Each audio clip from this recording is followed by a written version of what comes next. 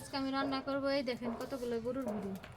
এগুলো আমি ও মা গো, আমার তো সেই ফেভারিট একটা খাবার, তো রোজিনা তুমি রান্না করতেছো। তোমার খালি চরচড়ি খাওয়াই, আজকে দেখো তোমার ফেভারিট রান্নাই করতেছি, তো চরচড়ি খাওয়াই না। দেখছো একদিন রান্না খোটা দিতেছো, চরচড়ি খাওয়াই বলাই তো তোমার এই যাবার আমি এই বড়িটা কিনে এনে দিলাম। এই যে ভুঁড়ি প্রথম, অনেকগুলো হয়েছে তাই না রোজিনা? ও দেখো না এতখানি এখন করেছি। দেখতে টকটক করে, দেখলে কি কালি করে রাখছো নাকি? কালকে একটু গরম করে রাখছি, মানে আগের দিন একটু যদি জালাম করে রাখা যায় সেই ভুঁড়ির টেস্টটাই আছে অন্যরকম। দেখে নে আজকে কত মজা লাগে খাইতে।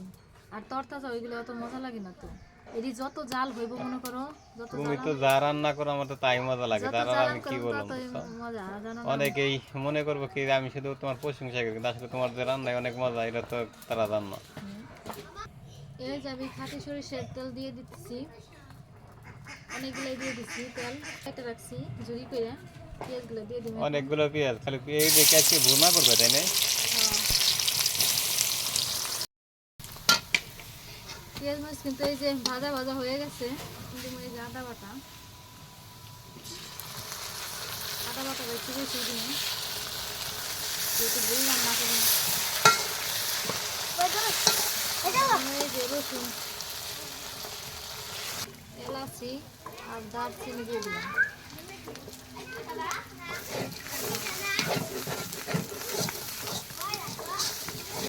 পেঁয়াজ মরিচ ভাজা হয়ে গেছে, হালকা পরিমাণ পানি দিয়ে দিই। মরিচের গুঁড়া,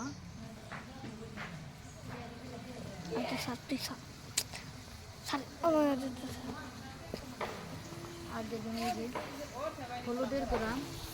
আমি হলুদের গুঁড়া একসাথে কিন্তু যে সোজা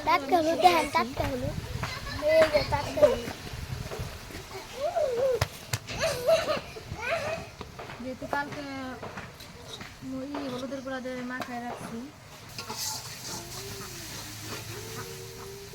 এখন দিয়ে দিব এই যে ভুঁড়িগুলা।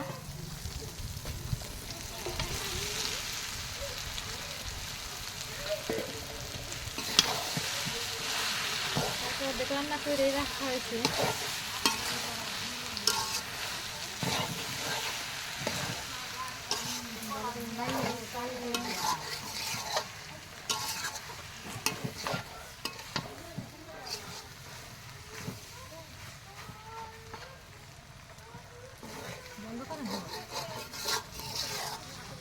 এই যে বুড়ি রান্না হয়ে গেছে, কত সুন্দর।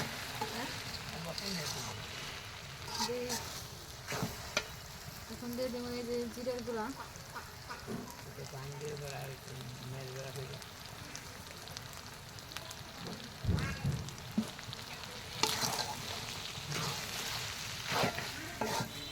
সবাই ভালো থাকেন, সুস্থ থাকবেন, আল্লাহ হাফেজ।